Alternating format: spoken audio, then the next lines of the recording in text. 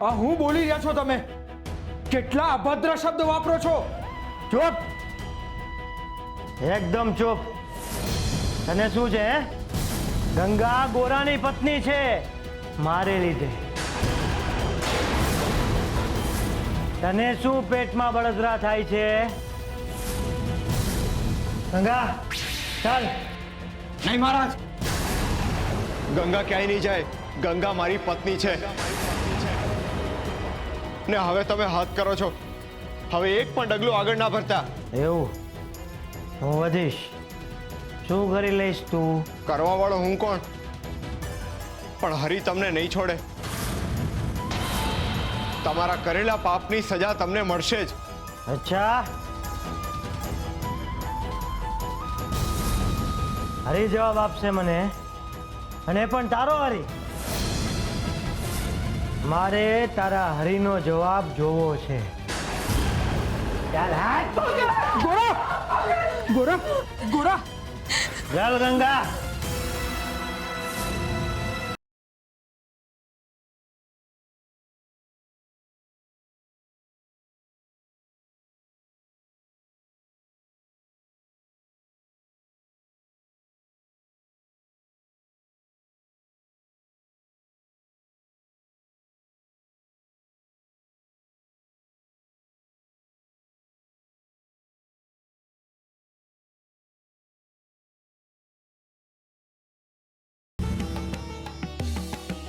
આ શું નાથ? આ શું થઈ રહ્યું છે? હું તો અહીંયા નરાધમ મહારાજની પડતીની વાત કરું છું, પણ અહીંયા તો હું કંઈક બીજું દ્રશ્ય જોઈ રહી છું. કોણ છે આ અધર્મી જેણે મંદિરના કિવાડ બંધ કર્યા? હા તો તમારી સન્મુખ આવીને જ અપરાધ કરી રહ્યો છે. કોણ છે આ? એ જ જેની અત્યારે માધવપુરને જરૂર છે. મેં કહ્યું હતું ને રૂકમણી, ઝેરનું મારણ ઝેર.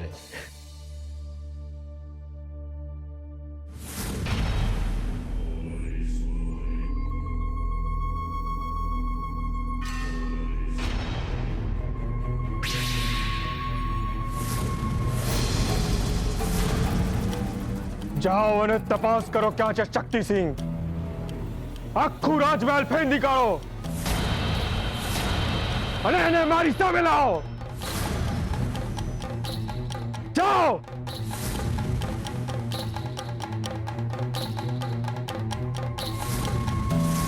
છોડ છોડ મને નરાધમ! મહારાજ ચાલો. મહારાજ આ રીતે કેમ બોલે છે? શું થયું છે? હું કશું બોલી નથી શકતો મહારાજ. તમે હમણાં ને હમણાં જ ચાલો, જલ્દી મહારાજ.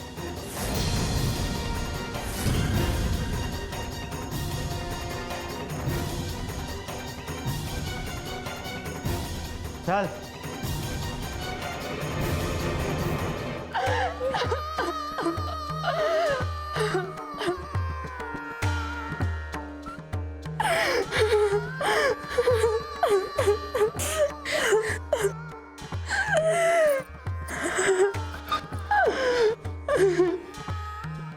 હે હરી, તારો ખૂબ ખૂબ આભાર. હરે કૃષ્ણ, હરે કૃષ્ણ.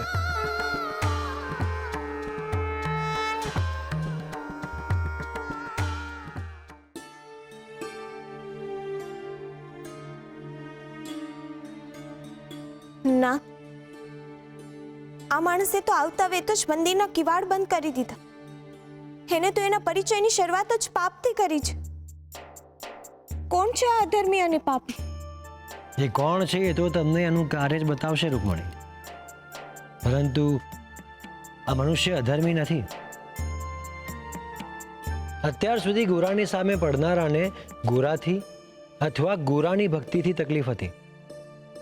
પરંતુ વિચાર કરો, ગોરાની સામે કોઈ એવો મનુષ્ય આવી જાય જેને ભક્તિ માત્રથી જ તકલીફ હોય તો? એટલે હું કંઈ સમજી નહીં. સમજાઈ જાય એટલી સરળ વાત પણ નથી આ. ગોરા ધરતી પર આસ્તિકતાનું પ્રતીક છે. ગોરા ભક્તિને લોકો સુધી પહોંચાડે છે. ગોરા દ્વારા લોકો મારા નામનું શ્રવણ કરે છે, પરંતુ અત્યાર સુધી લોકોમાં મારા માટે હુંસાતુસી હતી. કોઈ કહેતા કે અમે સારી ભક્તિ કરીએ છીએ, તો કોઈ કહેતા કે ના, કૃષ્ણને અમે સારી રીતે પૂજીએ છીએ. પરંતુ આ મનુષ્ય જુદો છે. એને આવું કંઈ સાબિત જ નથી કરવું. ના એને મને પામવો છે, ના મારી ભક્તિ કરીને મહાન થવું છે. અને એટલે જ આ મનુષ્ય બધા કરતા વિપરીત છે. વિપરીત એટલે નાસ્તિક? હા, એને મારા અસ્તિત્વમાં વિશ્વાસ જ નથી. તમે જોયું ને, આવતાની સાથે જ એણે મારા મંદિરના કિવાડ બંધ કરી દીધા. રૂકમણી, એક રીતે જોવા જઈએ તો ગોરા અને આનામાં કોઈ જ ફરક નથી. તમે આવું કઈ રીતે કહી શકો ના? અને ગોરા જેવા ભગતને તમે આવા માણસની સાથે સરખામણી પણ કઈ રીતે કરી શકો? એવું જ છે રૂકમણી. ગોરા મારો સંપૂર્ણ મને શુદ્ધતાપૂર્વક સ્વીકાર કરે છે, અને આ મનુષ્ય સંપૂર્ણ મને મારો અસ્વીકાર કરે છે. બંનેમાંથી કોઈને પણ મારા માટે સહેજ પણ શંકા નથી.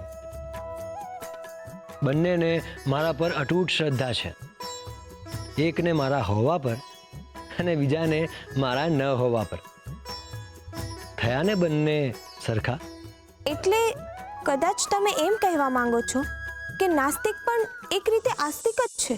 હા, પરંતુ આવા નાસ્તિક સામે પોતાની ભક્તિને ટકાવી રાખવી, પોતાની શ્રદ્ધાને અકબંધ રાખવાનું કાર્ય ખૂબ જ કપરું હોય છે રૂકમણી. કારણ કે ક્યારેક આવા નાસ્તિકનું મન અને એના તર્ક આસ્તિક કરતાં વધુ બળવાન હોય છે. તો એના તર્કની સામે જે નહીં ટકી શકે એ બધા જ નાસ્તિક થઈ જશે? હા, પરંતુ જે મને તર્કથી માને છે એ જ, જે મને શ્રદ્ધાથી માને છે એ નહીં. બાકી બીજા તો નહીં, પરંતુ મને ગોરા ભગત પર પૂર્ણ શ્રદ્ધા છે. એને તો તમારા સિવાય બીજું કોઈ દેખાતું જ નથી. એટલે કોઈ બીજાના પ્રભાવમાં આવીને તમારી ભક્તિ કરવાનું નહીં મૂકે. જે મને અભાવમાં ન ભૂલ્યો એ મને પ્રભાવમાં કેવી રીતે ભૂલશે? પરંતુ રૂકમણી, અહીંયા વાત ગોરાની છે જ નહીં. તો અહીંયા વાત સંસારની ભક્તિને સાચવવાની છે, અને એ જવાબદારી પણ ગોરાને ખભે જ આવશે. હા રૂકમણી, ગોરા પોતાની ભક્તિને તો સાચવી લેશે, પરંતુ સંસારની ભક્તિને સાચવવાનું કાર્ય ગોરા માટે કપરું બની જશે. તો એ બિચારો કઈ રીતે બચાવી શકશે બધાને? એ તો પોતાની ભક્તિમાં જ ડૂબેલો રહે છે. એ કઈ રીતે બચાવશે સંસારને? અને એને તો આ નાસ્તિક વિશેનો અંદાજો પણ નથી. પરંતુ મને તો અંદાજો છે ને. તમે ચિંતા ના કરશો, હું છું ને ગોરાની સાથે. તો તમે કઈ કરો ને. અવશ્ય કરીશ, પણ તમે પહેલા એ બંનેનો ભેટો તો થવા દો.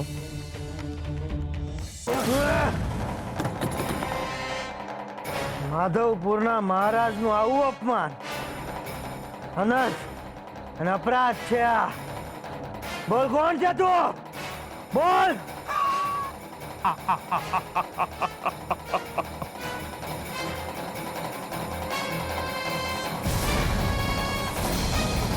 ઓહ, તો તું છે માધવપુરનો મહારાજ.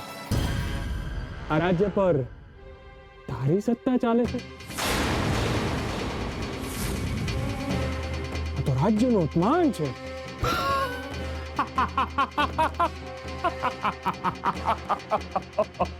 ચૂપ કર. તું જે પણ હોય તે ચૂપ કર.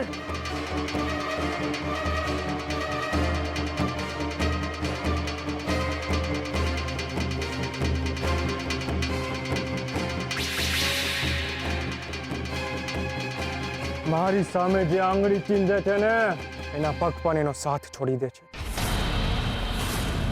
અને તું સાવ નક્કામો અને સાવ નમાલો. આવા લાયકાત વિનાના માણસના હાથમાં આ રાજ્યની સત્તા, આ તો અન્યાય છે, આ રાજ્ય સાથે પણ અને તેની પ્રજા સાથે પણ. રાજા તે કેવો હોવો જોઈએ, પ્રજાનો પાલક કેવો હોવો જોઈએ. અને તને જો તે એટલો નશો કર્યો છે કે તું બે શબ્દ પણ સરખી રીતે બોલી નથી શકતો, અને તું તારી જાતને મહારાજ કે છે. આ સિંહાસન પર તો સિંહ બેસે, તારા જેવા નમાલા નહીં. આ સિંહાસન એ સત્તાનું કેન્દ્ર બિંદુ છે, અને તેના સિંહાસનનું માન જાળવ્યું ન સત્તાનું.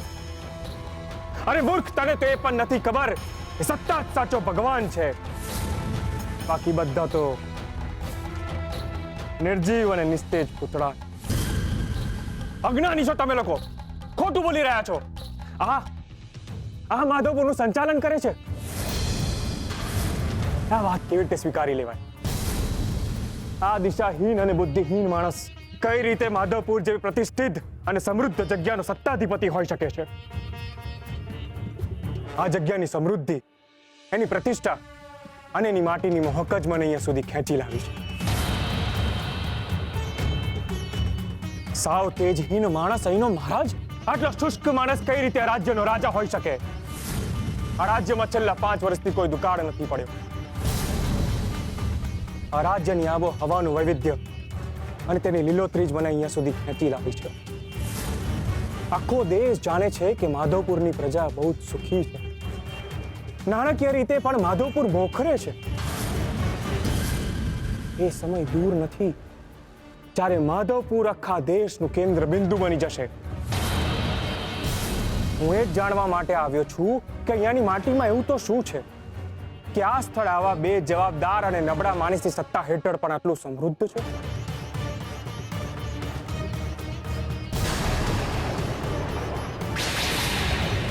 હું કોઈ કાળે નહીં માનું કે આ માણસ આ રાજ્યનો રાજા છે.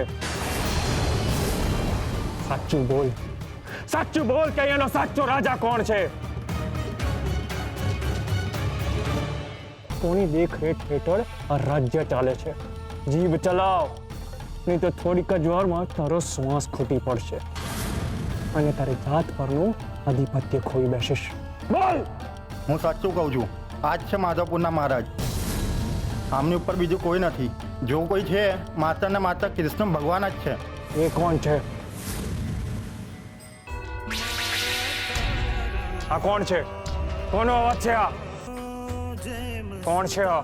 આ તો ગોરા ભગત છે. એ ગાય કેવી રીતે શકે? એ મંદિરના કિવાડ તો બંધ કર્યા છે.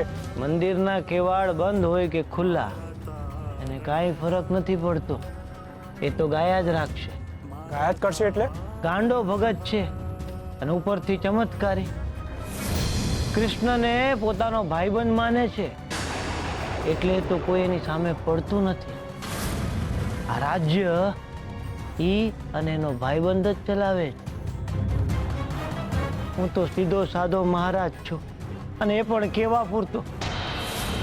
મારું કોઈ સાંભળતું નથી.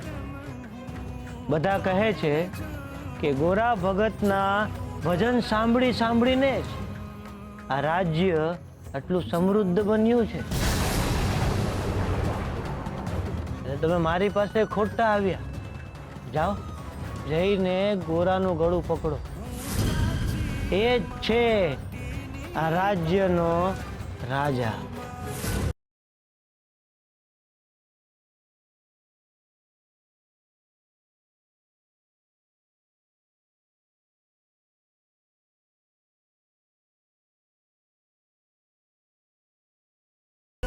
આનો અવાજ બંધ કરો, નહીં તો આનું ગળું કાપી નાખીશ.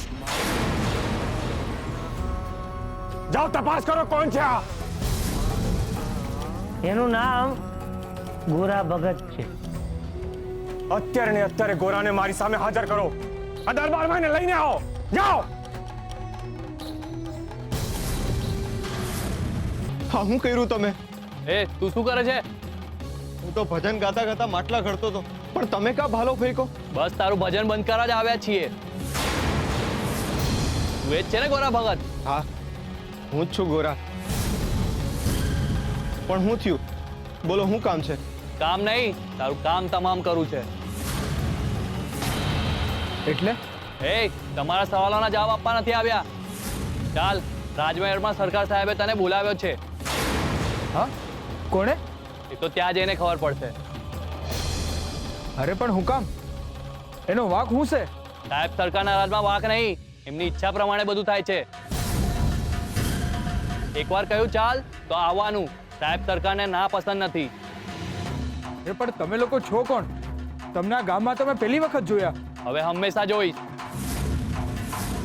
સાહેબ સરકાર જ્યાં જાય છે ત્યાં રાજ સ્થાપિત કરી દે છે. અરે પણ કોણ છે આ સાહેબ સરકાર? હા, હું જોઈને આવું છું કોણ છે. ને ચિંતા કરવાની જરૂર નથી. તું તારે માટલા ઘડવાનું કામ ચાલુ રાખ. હાલો ભાઈ, મળી આવીએ. હરે કૃષ્ણ, હરે કૃષ્ણ. હરે કૃષ્ણ.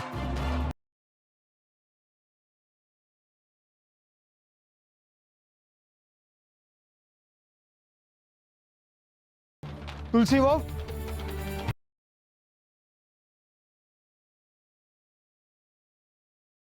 ત્યાગ. આ શબ્દ આધ્યાત્મ સાથે જોડાયેલો છે. ત્યાગ એટલે ફક્ત કંઈક છોડવું નહીં, પરંતુ કંઈક છોડ્યાનો અપાર આનંદ મેળવવો એટલે ત્યાગ.